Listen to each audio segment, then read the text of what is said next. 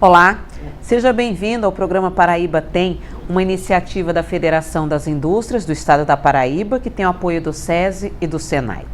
Hoje nós vamos falar aqui sobre a edição do ENAI 2015 e também a respeito da nossa retrospectiva dos 8 anos do programa Paraíba Tem.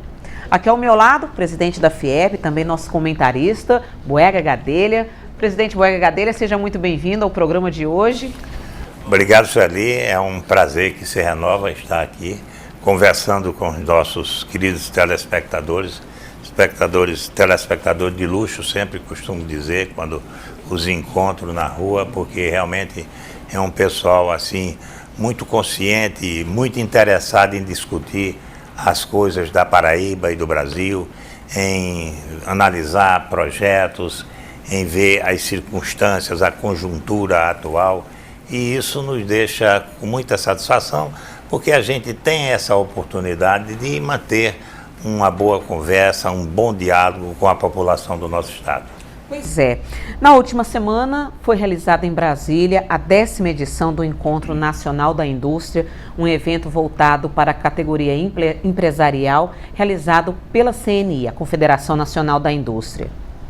No encerramento do evento, o ENAI ele contou com a presença do presidente americano, do ex-presidente americano Bill Clinton, uma ilustre presença, não foi isso, presidente? Com certeza. E que se mostrou muito otimista com relação ao Brasil, afirmando inclusive o seguinte, abre aspas, o mundo precisa de um Brasil bem-sucedido e os Estados Unidos necessitam desesperadamente que seu principal parceiro comercial no hemisfério sul dê certo.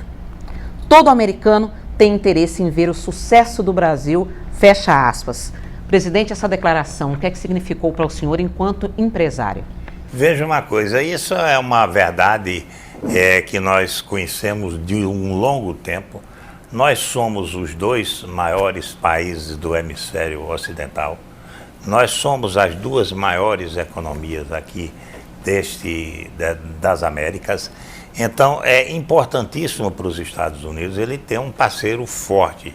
E nós somos esse parceiro forte, certo? Aqui ele tem várias grandes empresas instaladas no Brasil, como a gente tem lá nos Estados Unidos. Hoje a indústria brasileira está em 26 estados americanos. E nós temos muitas empresas americanas aqui, como a DuPont, como a Merck Sharp-Dohme, como a Johnson & Johnson, e inúmeras empresas estão aqui no Brasil e fazem grandes negócios. Muitas delas dizem, como a General Electric, que o Brasil é o segundo mercado dela. A Merck Sharp-Dohme diz também que é o segundo mercado da empresa no mundo inteiro. Então, aqui a própria Paraíba, no mês passado, nós tivemos as nossas exportações. Tanto as exportações foram mais para os Estados Unidos, como as importações vieram mais de lá. Então, isto é que é parceria comercial. Nós importamos de lá, sobretudo, produtos para esmagar aquele calcário das fábricas de cimento. Cerca de 40 milhões de dólares foram comprados lá. 40 milhões de dólares a quatro reais, dá 160 milhões de reais que nós importamos em um único mês dos Estados Unidos, certo?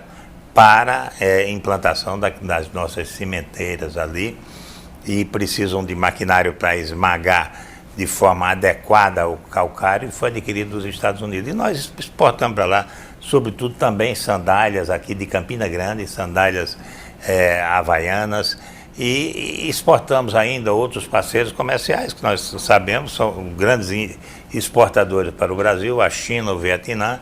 E nós exportamos também muito para a China, para Angola, para a Itália e para a França. Da Argentina, a Paraíba recebe, sobretudo, o trigo. Nós importamos da Argentina 7 milhões de dólares em trigo no mês passado. Então, nós temos como maior parceiro os Estados Unidos e depois o próprio Mercosul, que foi uma unidade criada aqui a partir do Cone Sul, exatamente para dar vazão aos nossos produtos e também ser suplementado naquilo que nós tivéssemos necessidade. As coisas vão funcionando bem E por isso o Bill Clinton disse o seguinte, que o Brasil é realmente o país do futuro e que no presente ele está muito bem, não há motivos para preocupações com a economia brasileira. Não só Bill Clinton disse na semana passada, Bill Clinton disse na quinta e na terça disse Paul Krugman, que é prêmio Nobel de Economia, também norte-americano, foi prêmio Nobel em 2008, professor da Universidade de Princeton, nos Estados Unidos, e disse que o Brasil saiu airosamente da crise mundial e não há por que se preocupar com a economia brasileira. Da mesma forma, também falou dois brasileiros, a Abílio Diniz e o Beto Sicupira, também falando que a crise no Brasil é uma crise política. A gente vai superar essa crise política, tenho absoluta certeza que nós vamos superar no fim deste ano e em abril a gente deve encerrar definitivamente essa pendenga que está aí por acontecer. Eu espero que em abril a gente já não esteja mais falando tanto nesse episódio, que seja uma coisa do passado. A gente tem visto as bolsas aí, a bolsa durante pelo menos até a quarta-feira, quando eu acompanhei, a bolsa vinha subindo sempre, todos os dias, a bolsa, as ações da Petrobras. Que desconfiança é essa? Todo mundo desconfia da Petrobras e as ações sobem. E sobem num ritmo, às vezes, acelerado, às vezes sobe. Já vi subir até 12% num dia. Em um único dia, as ações da Petrobras subirem 12%, o dólar caindo. Então, mostra que realmente a crise está arrefecendo e, feito o ajuste fiscal, Sueli, ela já era. Muito bem. Bom, nós vamos ao nosso primeiro intervalo, mas não saia daí, o programa Paraíba Tem volta daqui a pouquinho. No próximo bloco, como eu falei, a gente volta falando da retrospectiva dos 8 anos do programa Paraíba Tem. Até já!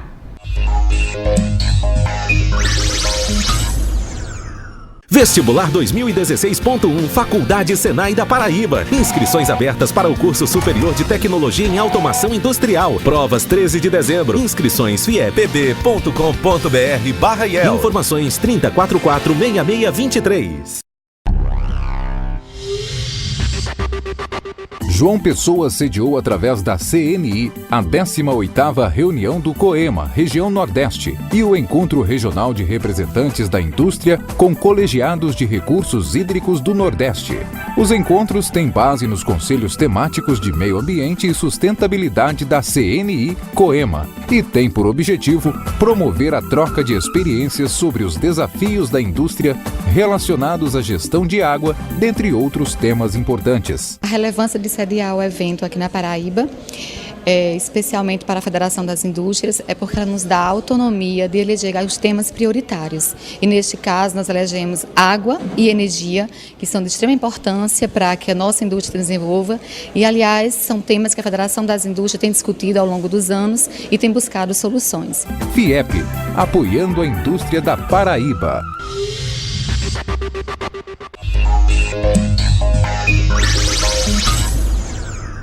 Estamos de volta com o programa Paraíba Tem. O programa está completando 8 anos com quase 500 programas exibidos.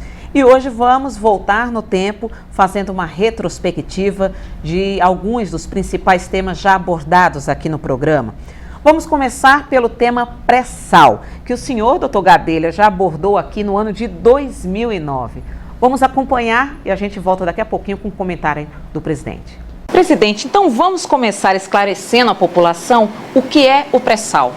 O pré-sal é um óleo que existe abaixo de uma camada de sal a 7.000 metros de profundidade no mar. Cerca de 7.000 metros de profundidade, porque o mar também, o fundo do mar não é horizontal, ele é ondulado, ele é montanhoso. Às vezes está em 2.500 metros, às vezes está em 3.000, às vezes está em 7.000 metros abaixo do nível do mar. Então, esse óleo foi formado por micro-organismos, bactérias, há 140 milhões de anos atrás. Doutor Gadelha, há 6 anos o senhor explicou didaticamente o que era o pré-sal, um tema que é de extrema importância para nós, brasileiros. Como é que está esse tema hoje na atualidade? O que o senhor teria a nos dizer depois desse tempo? Olha, realmente já faz tanto tempo, né, Sueli? Coisa impressionante.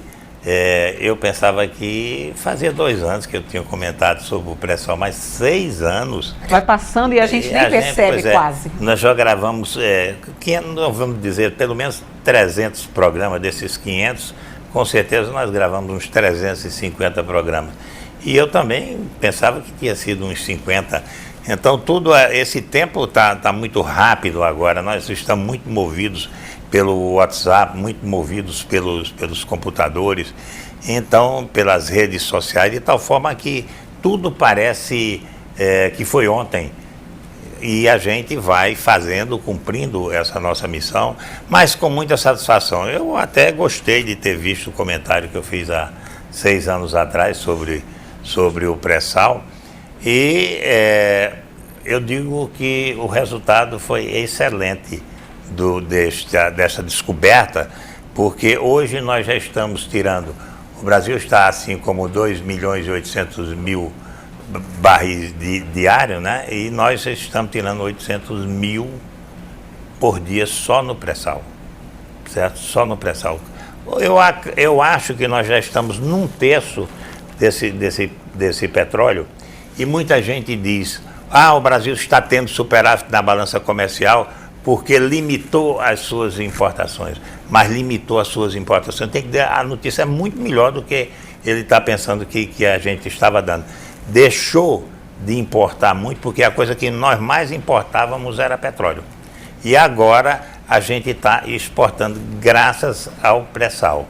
De tal maneira que isso é uma outra boa notícia que a gente tem que dar ao Brasil. E esse pré-sal vai avançar, porque eu tenho a convicção de que também, com esse sistema de partilha, a Petrobras vai fazer negócios com várias outras empresas, como já fez naquele momento da venda do campo de Libras, quando foi vendido há uns 2 anos atrás. Eu agora já fico até com receio de dizer, mas eu acho que foi há 2 anos atrás, que foi vendida a uma chinesa e a uma, porque como vocês viram, o pré-sal, a metade é do governo e a metade é da Petrobras. E a Petrobras, para explorar, ela pode fazer o negócio que quiser. Então, ela negociou com 2 outras empresas para poder apressar. E aí, foi uma chinesa e uma francesa, de maneira que 1/3 ficou com a Petrobras, 1/3 ficou com uma empresa da França e 1/3 com uma empresa da China. E a outra metade, com o governo. Quer dizer, o governo, além de ganhar a sua metade, ainda vai ganhar os tributos todinhos sobre o óleo que essas 3 empresas vão retirar lá do campo de Libras, que é um importantíssimo campo, e também a Petrobras ficou com um bom dinheiro por conta disso. De tal maneira que é um resultado esplendoroso esse do pré-sal, e a nossa convicção é de que o Brasil realmente vai ser um dos grandes membros da OPEP nesses breves anos. Pois é, outro tema que está atualmente em alta é a questão da terceirização, mas o senhor já discutiu esse tema aqui conosco em 2008. Vamos acompanhar mais uma vez e a gente volta conversando. Qual é a principal preocupação do sistema indústria hoje em relação à terceirização? Olha, Sueli, evidentemente a maior preocupação sobre a terceirização é nós não termos uma regulamentação sobre uma coisa que mundialmente é irreversível. E as mais das vezes a terceirização é mal interpretada e aí começam a judicar em cima dessa terceirização. Doutor Gadelha, atualmente temos novidades a respeito da terceirização?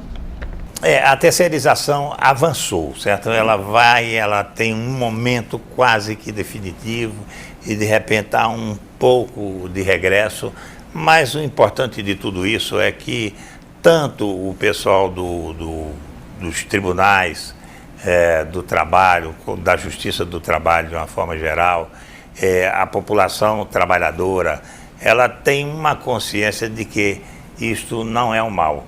Eu sempre disse que é um bem, é extremamente necessário.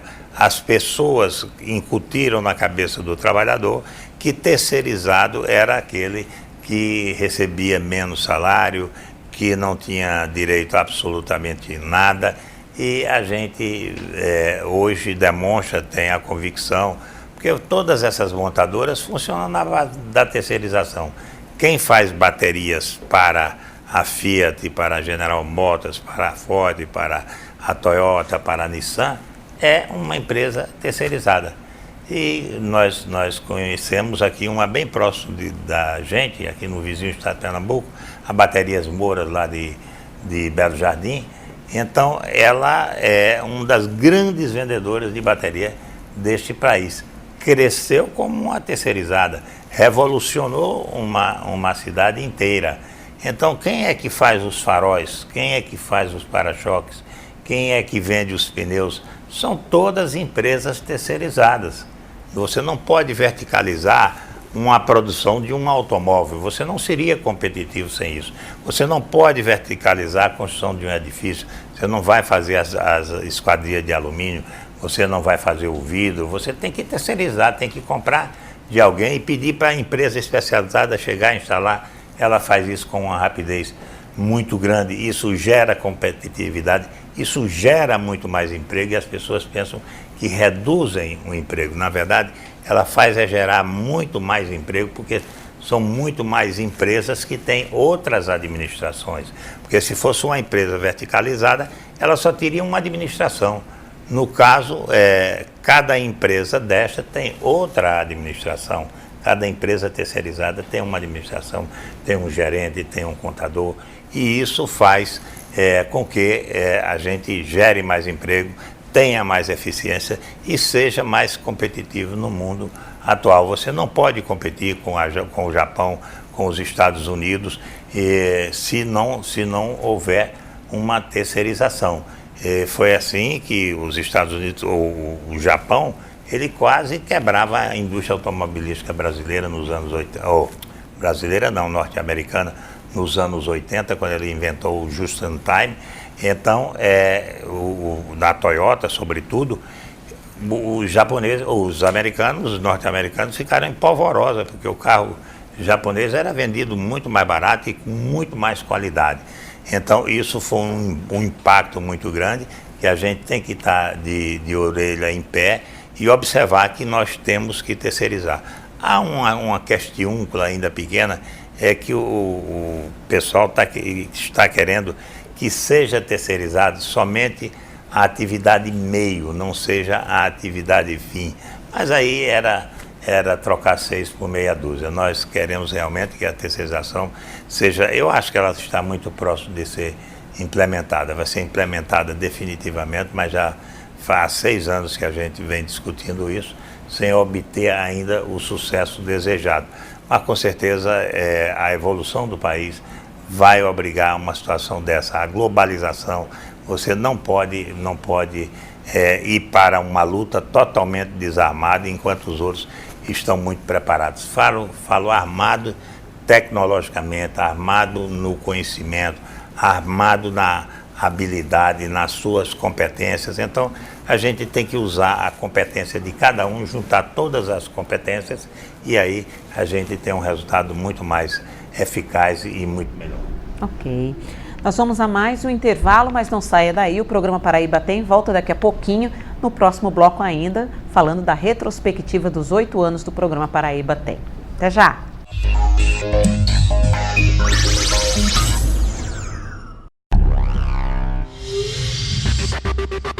João Pessoa sediou através da CNI a 18ª reunião do COEMA, região Nordeste, e o Encontro Regional de Representantes da Indústria com Colegiados de Recursos Hídricos do Nordeste.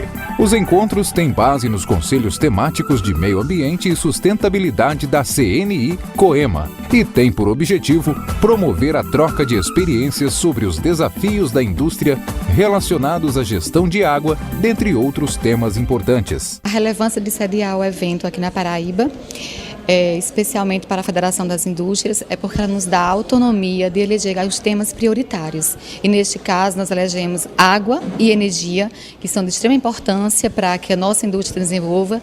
E, aliás, são temas que a Federação das Indústrias tem discutido ao longo dos anos e tem buscado soluções. FIEP, apoiando a indústria da Paraíba. Vestibular 2016.1, Faculdade Senai da Paraíba. Inscrições abertas para o curso superior de tecnologia em automação industrial. Provas 13 de dezembro. Inscrições fiep.com.br/iel. Informações 3044-6623.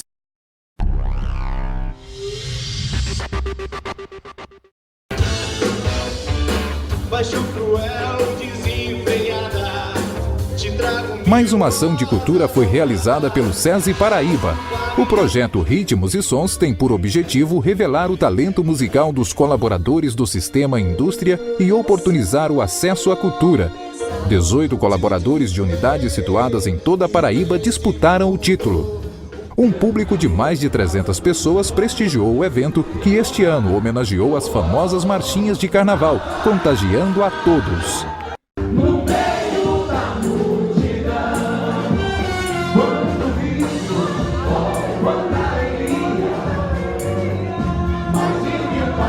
SESI, levando cultura para os colaboradores do Sistema Indústria.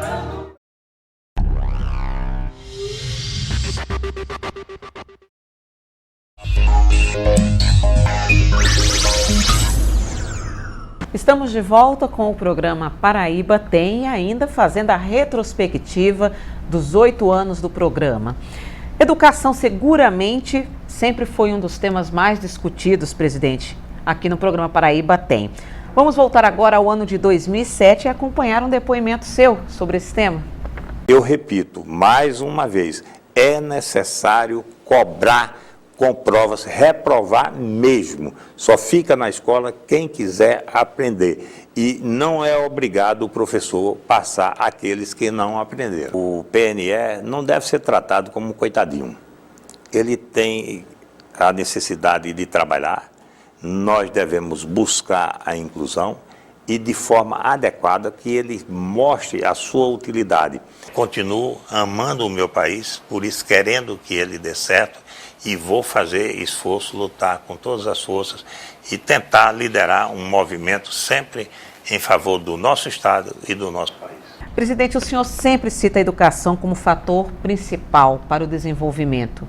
Nos últimos anos, a educação continua sendo a base do sistema indústria da Paraíba? É necessário a gente reforçar a educação.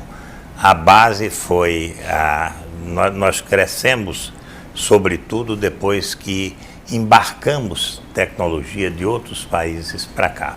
A gente está controlando todos os estoques, está controlando toda a nossa produção através de programas advindos de outro país e agora já também já feitos aqui no Brasil. Certo? São softwares que o Brasil hoje produz também com grande eficiência, e isso aconteceu graças ao governo Collor, que foi quem abriu os portos para entrar os grandes computadores, a modernidade, vamos dizer, em tecnologia da informação, e aí a gente pôde crescer. Nós pudemos crescer graças a esta organização.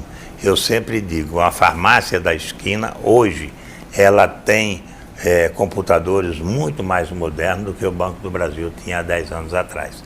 E isso faz com que a gente evolua. Mas chegou num ponto em que a gente está a exigir realmente e que as necessidades são prementes de um povo mais educado, de um povo mais preparado, de toda a população ter acesso a escolas de boa qualidade, a escolas que realmente transmitam o conhecimento de uma forma séria, de uma forma adequada e que a gente não tenha tanta essa necessidade de correr para o exterior em busca da pós-graduação para aprender aquilo que nós já devíamos ter aprendido aqui.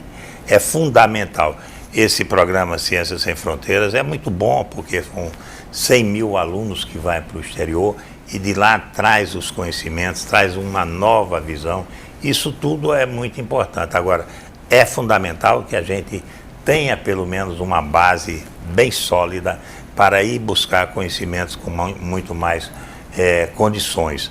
Então, repito, nós sempre temos as escolas facilitando aqui a aprovação dos alunos. Eu, naquela época, já falava que é necessário, o aluno pode ir até certo ponto, mas há uma necessidade de você exigir o conhecimento, de que ele prove que tem conhecimento para avançar. E não o aluno, às vezes, entra em determinadas escolas, sobretudo na área de humanas, em que ele vai embora sem ter aprendido o suficiente. Sempre se diz que não é necessário aprender matemática e vão derivando, vão afastando, porque isso gera um grau de esforço maior, de trabalho melhor. Então o pessoal diz, não, aqui não precisa matemática, a gente vai fugindo desse assunto. E isso é fundamental, é muito bom que todo mundo tenha conhecimentos dessa disciplina, que é fundamental para o aprendizado de quaisquer outras matérias. A gente não pode avançar sem matemática. E continuo com a mesma ideia de que o Brasil, a pior chaga que nós temos é a da educação. Nós temos que resolver esse problema em definitivo, sobretudo a educação básica. Até que se tem investido em educação, é inegável que se tem investido em educação, mas realmente a metodologia, o formato, o processamento desses meios educacionais é que tem sido desviados profundamente e a gente não tem alcançado os objetivos. Ainda há muito a ser feito ainda. Ainda muito a ser feito, a gente precisa, mas precisa mesmo eleger isso agora como um foco principal. Não gosto muito de usar o termo prioritário, não. Todo mundo diz que a educação é prioritária, educação e saúde são prioritárias, são fundamentais. Agora, tem que focar e evitar os erros, tem que corrigir os erros. Tem que ter a coragem de corrigir os erros, certo? É isso, e eu digo que muita gente que é versada em educação sabe como atingir os objetivos. Agora, é preciso dar autonomia para que essas pessoas ajam e façam da maneira que é necessário fazer. Muito bem, presidente. Nós vamos então chegando ao finalzinho do programa Paraíba Tem de hoje. Eu deixo aberto para as suas considerações finais.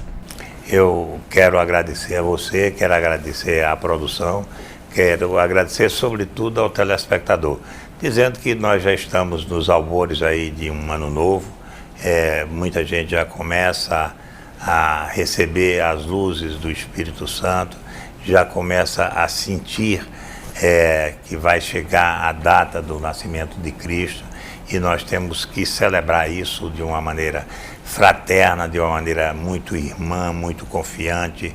A gente tem que confiar no nosso estado, na nossa Paraíba, confiar no nosso Brasil. Eu tenho a convicção de que em 2016 nós seremos muito mais fraternos, nós seremos muito mais irmãos, nós nos daremos